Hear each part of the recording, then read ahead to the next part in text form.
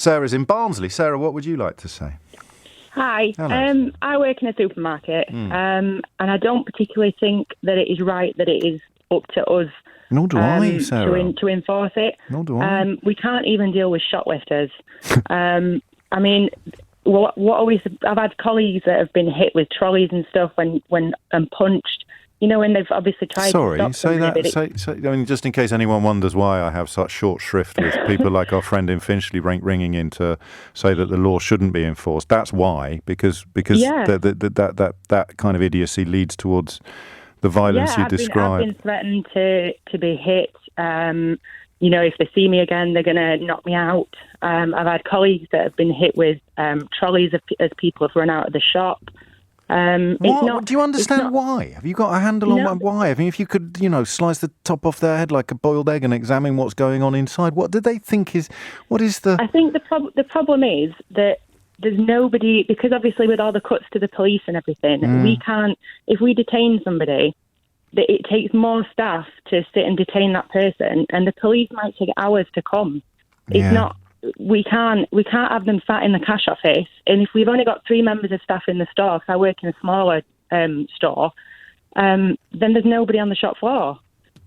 So they know that. So it's almost as if you've got a button to press if someone breaks the law, but it's not connected to anything. You just sit there hitting the button all day long. You haven't got the bodies to deal with it yourself. We just use we use the internal system just to escalate it and just report that it's happened. But there's nothing that we can do.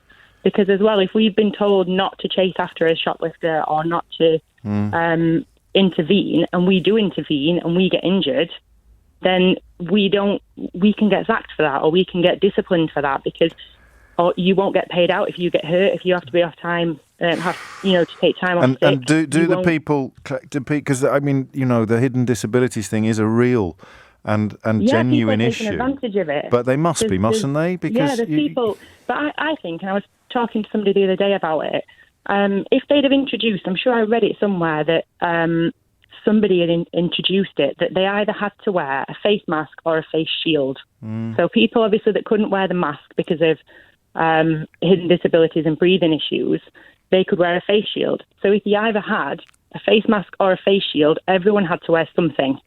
So then you didn't have the thing of, are they exempt? Because if they were exempt, they would be wearing a face shield. Or even the lanyard, the sunflower lanyard that is, it's out there and it's available. Because even, if you've got some mental health problems, the face mask could be as problematic as the cloth mask or the paper mask. But there's always ways around it. And also, why doesn't... I sound so naive now, Sarah, but you're from Yorkshire. You know what idealism sounds like.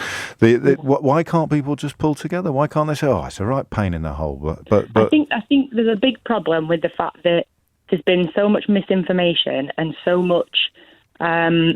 nobody really knows what they're doing, so nobody has got trust in anything. So because they've left a massive void of direction and a massive void of anything, there's so many people now that just don't believe it. And it's going to get worse because Facebook, there was some Cornell University research last week that found the single most responsible source of disinformation was the President of the United States of America. And now he's there.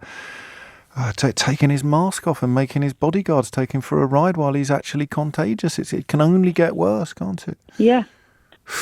I don't know what the answer is, but I think that in Thailand, I was a little bit sceptical of Chris's suggestion that we employ all the stewards who because the stewards at a football game on Saturday have actually probably got other jobs from Monday to Friday. So it was. Well, I said there's a lot of people that obviously that were bouncers at the pubs and stuff. Yeah. So I raised it the other day in store, like why can't they just pay for a security guard on every store? What did they say? But the problem is, for our one store, they reckon it'd be about £60,000 a year to have constant security guard coverage. At our store. But how much does the store make a year? How much does the store make a year? Do we know? I don't want to put you on the spot. No, you're all right. This year, I think so far with the coronavirus, since April, we've beaten budget by $250,000. There you go. That's modern Britain in a flipping nutshell, isn't it? But oddly, anecdotally, I know people who have signed up to train as security guards. A couple of out-of-work actors I know who've got quite good skills are training as security guards because they've been told that there is a a demand for them. So who do you? Yeah, the problem we had was the fact that if they're paying the security company, but they're also paying the security company a cut. So the actual store security guard wouldn't be £60,000 a year, but because they're having to pay a fee. Yes. Back to the agency. Back to the tyranny of agencies. Thank you for everything you do, Sarah.